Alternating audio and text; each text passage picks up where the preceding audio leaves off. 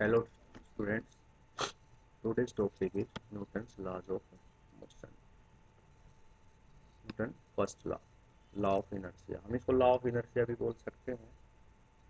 According to this law, a body remain in state of rest or in uniform motion along a straight line unless it is acted upon by an external force।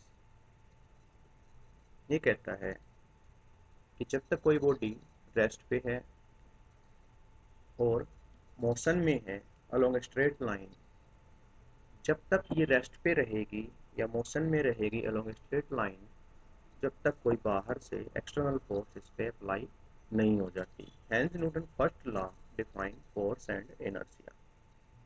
और इसी तरह की definition हमने inertia में पढ़ी थी कि कोई बॉडी रेस्ट पे है तो रेस्ट पे रहना चाहती है, मोशन में है तो अलोंग स्ट्रेट लाइन मोशन में रहना चाहती है। और अगर हम उसके स्टेट को चेंज करते हैं तो हमें एफर्ट, बाहर से एफर्ट लगाना पड़ता है, एक्सटर्नल फोर्स लगानी पड़ती है। Second law, according to this law, the rate of change of linear momentum of a body is directly proportional to external force applied on the body। मान लो हमारा कोई दोस्त साइकिल चला रहा है, तो mass of the cyclist multiply by velocity of the cyclist equal to linear momentum. तो अगर हम उसको पीछे से धक्का लगाएं तो उसके लीनियर मोमेंटम में चेंज होगा, क्योंकि उसकी वेलोसिटी में चेंज हो रहा है तो लीनियर मोमेंटम में चेंज होगा। तो अगर हम एक्सटर्नल फोर्स लगाते हैं तो लीनियर मोमेंटम में, बॉडी के लीनियर मोमेंटम में चेंज होता है। तो हम कह सकते हैं जो बॉडी के लीनियर मोमेंटम में चेंज होता है, ये बाहर से लगाई गई फोर्स के डायरेक्टली प्रोपोर्शनल होता है। और वही यहाँ पे लिखा हुआ है, according to this law the rate of change of linear momentum of a body is directly proportional to the external force applied on the body. हम लिख सकते हैं F directly proportional to D P by D T. इसको scalar form में भी लिख सकते हैं, वेक्टर फॉर्म में भी लिख सकते हैं। यहाँ पे फोर्स और लीनियर मोमेंटम की डायरेक्शन सेम है, दैट इज इक्वेशन 1। और we can write f equal to k time dp by dt where k is constant of proportionality और f is equal to dp by dt। तो k की value यहाँ 1 हो गई, because k equal constant whose value is 1 for all system। CGS system में, SI system में k की value 1 होती है। तो न्यूटन सेकंड लॉ के अकॉर्डिंग मैथमेटिकली हम लिख सकते हैं f equal to dp by dt। As we know that p is equal to m। हमें पता है लीनियर मोमेंटम क्या होता है, मास इनटू वेलोसिटी। तो p की वैल्यू यहाँ पे पुट कर दीजिए, हमें मिलेगा f is equal to D by D T, और p की जगह हमने रखा M V, mass into velocity. अब मास कांस्टेंट है बॉडी का, तो उसको अब डी बाई डी टी जो ऑपरेटर है उससे बाहर लिख सकते हैं। तो हमें मिलेगा f is equal to M time D V by D T. और ये हमने पहले ही पढ़ा हुआ है, D V by D T क्या होता है, एक्सेलरेशन ऑफ द बॉडी। तो हमें मिला f is equal to M A. हम कह सकते हैं force applied on a body is equal to product of mass of the body and acceleration produced in the body. और यहाँ पे एक चीज और दिख रही है हमें, acceleration produced in the body and force applied on the body, दोनों की डायरेक्शन सेम है। तो इसलिए जब इसको वेक्टर नोटेशन में लिखते हैं तो कोई एक्स्ट्रा नेगेटिव साइन लगाने की आवश्यकता नहीं है। क्यों? क्योंकि फोर्स एक्सेलरेशन की डायरेक्शन सेम है। Newton third law, according to this law, action and reaction forces are equal in magnitude but opposite in direction। जब हम, फॉर एग्जांपल, अगर हम दीवार पे 10 न्यूटन फोर्स लगाएं तो दीवार उल्टा हमारे हाथ पे 10 न्यूटन फोर्स लगाती है। तो जो हमने फोर्स लगाई है वो एक्शन फोर्स है, और जो दीवार ने हमारे हाथ पे लगाई वापस वो रिएक्शन फोर्स है। इन दोनों फोर्सेस के मैग्नीट्यूड सेम है और डायरेक्शन अपोजिट है। तो ये जो एक्शन और रिएक्शन फोर्सेज हैं सेम मैग्नीट्यूड रखती हैं और अपोजिट डायरेक्शन रखती हैं। वही यहाँ पे लिखा हुआ है, according to this law action and reaction forces are equal in magnitude but opposite in direction. और we can say to every action there is equal and opposite reaction. जितना भी एक्शन होगा उतना ही रिएक्शन होगा, उतनी ही अमाउंट में रिएक्शन फोर्स होगी अपोजिट। अपोजिट मतलब उल्टी डायरेक्शन में, अपोजिट डायरेक्शन में। Important feature of this law are action and reaction force act on two different bodies. Action और रिएक्शन फोर्स हमेशा डिफरेंट बॉडी पे एक्ट करती हैं, सेम बॉडी पे नहीं लगती हैं। फॉर एग्जांपल जब हम वॉल पे फोर्स लगाते हैं तो वॉल हमारे हाथ पे फोर्स लगाती है, हमने वॉल पे लगाया, वॉल ने हमारे हाथ पे लगाया। दैट मीन एक्शन और रिएक्शन फोर्स दो डिफरेंट बॉडी पे लग रही हैं, so they can never cancel each other. तो वो कभी एक दूसरे को कैंसल नहीं करते हैं। हम ये नहीं कह सकते कि दोनों अपोजिट फोर्स लगी हुई हैं तो एक दूसरे को कैंसिल कर देंगे, क्योंकि वो डिफरेंट बॉडी पे लगी हुई है। अगर सेम बॉडी पे लगे तो हम कैंसिल कर सकते हैं। This law is applicable whether the body is at rest और इन मोशन।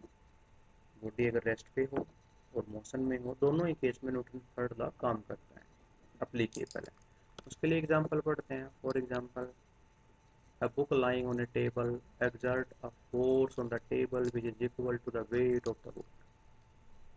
अब एक बुक को टेबल पे रख दिया हमने, तो बुक का जो वेट है वो एक्शन फोर्स है जो कि टेबल पे लगा हुआ है, और टेबल बुक को सपोर्ट कर रही है। तो टेबल ने बुक के ऊपर रिएक्शन फोर्स लगाया अपोजिट डायरेक्शन में, तो यहाँ पे रिएक्शन फोर्स और एक्शन फोर्स डायरेक्शन अपोजिट रखते हैं और मैग्नीट्यूड इक्वल रखते हैं। तो हमने केस पढ़ा रेस्ट पे, रेस्ट वाली सिचुएशन में न्यूटन्स लॉ अप्लीकेबल है। नेक्स्ट वाइल स्विमिंग, ये मोशन वाला केस हो गया। While swimming a man push water backward, कोई आदमी पानी को पीछे धकेलता है अपने हाथों से। As a result of this reaction offered by water to the man and the man is pushed forward. अब वाटर रिएक्शन करता है और पानी आदमी के ऊपर फॉरवर्ड डायरेक्शन में फोर्स लगाता है, रिएक्शन फोर्स लगाता है। तो एक्शन रिएक्शन फोर्स यहाँ पे मोशन हो रहा है उस केस में भी लग रहे हैं, तो न्यूटन थर्ड लॉ जो है वो मोशन के केस में भी एप्लीकेबल है। Next topic is Newton second law is real law of motion. ये कह रहा है जो न्यूटन के तीन लॉ हमने पढ़े हैं उनमें न्यूटन सेकंड लॉ ही रियल लॉ है। क्यों? क्योंकि फर्स्ट लॉ और थर्ड लॉ दोनों ही सेकंड लॉ के अंदर आते हैं।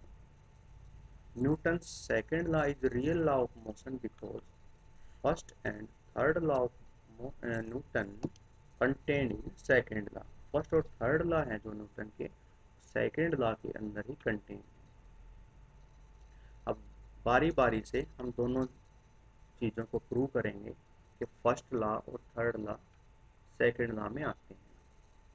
Number one, first law is contained in second law. First law second law के अंदर कंटेन्ड है। According to Newton second law F equal to M. हमें पता है फोर्स होती है मास और एक्सेलरेशन की प्रोडक्ट के अकॉर्डिंग टू सेकंड लॉ। लेकिन अगर एक्सटर्नल फोर्स लगे ही ना बाहर से तो एफ जीरो हो जाएगा।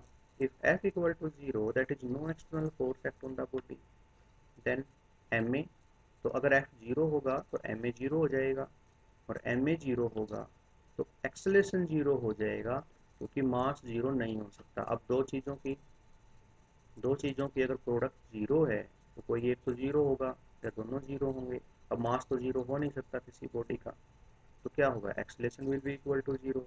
If acceleration is equal to zero, क्या रिजल्ट निकलता है?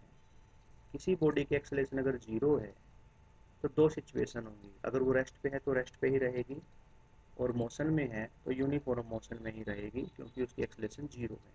और ये रिजल्ट कब निकला? ये रिजल्ट तब निकला जब एक्सटर्नल फोर्स जीरो है।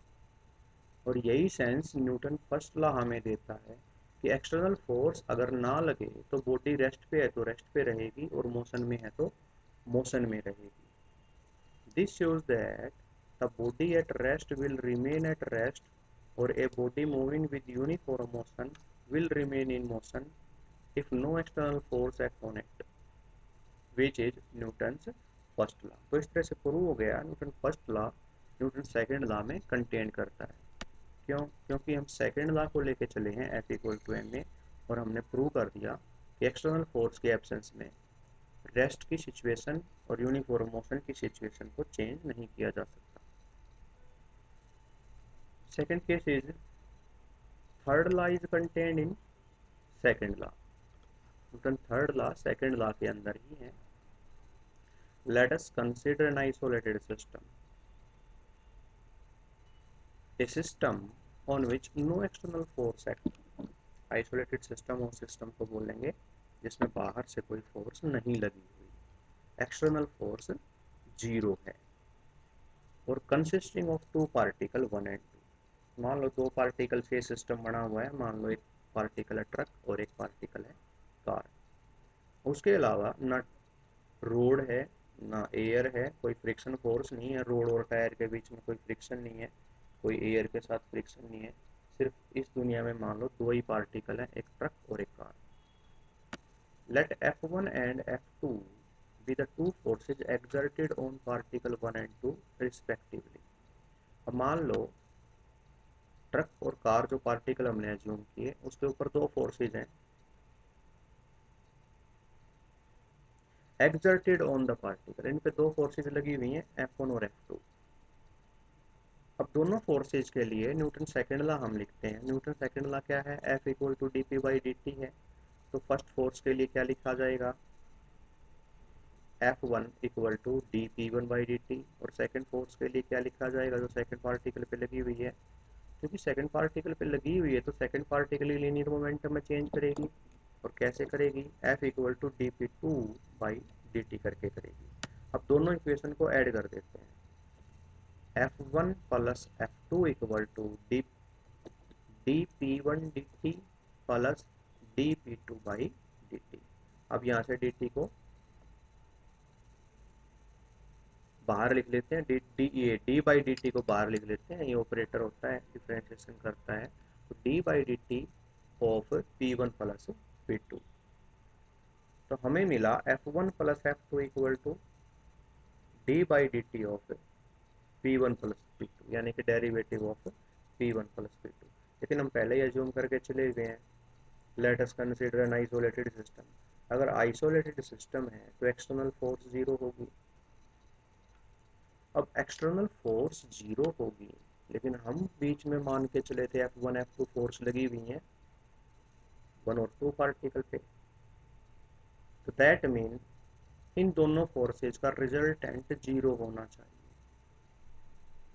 तो हम ये कह सकते हैं F1 प्लस F2 का रिजल्टेंट जीरो होना चाहिए, तभी तो एक्सटर्नल फोर्स जीरो होगी। या फिर ये कह सकते हैं as the system is isolated that is external force is zero, external force is zero, then above equation लिखें। अगर एक्सटर्नल फोर्स जीरो है तो D by D T of P one plus P two equal to zero, और ये zero या फिर ये zero, F one plus F two equal to zero. That implies F1 equal to negative of F2 and this is what, this is Newton third law. तो F1 और F2 यहाँ पे एक तरह से एक्शन और रिएक्शन फोर्स बन गए, दोनों का मैग्नीट्यूड यहाँ पे इक्वल है और डायरेक्शन अपोजिट है। इसका मतलब ये हुआ ये जो F1 और F2 फोर्स हमने कंसिडर किए थे, ये पार्टिकल 1 और 2 पे आपस में, पार्टिकल 1 और 2 एक दूसरे पे लगा रहे हैं, एक्सटर्नल फोर्स बाहर से नहीं लग रही क्योंकि हमने आइसोलेटेड सिस्टम को कंसिडर किया। हम लेके चले Newton second law that is F equal to D P by D T, और वहाँ से निकल के आया न्यूटन थर्ड लॉ। तो हमने प्रूव कर दिया third law is contained in newton second law. That's all.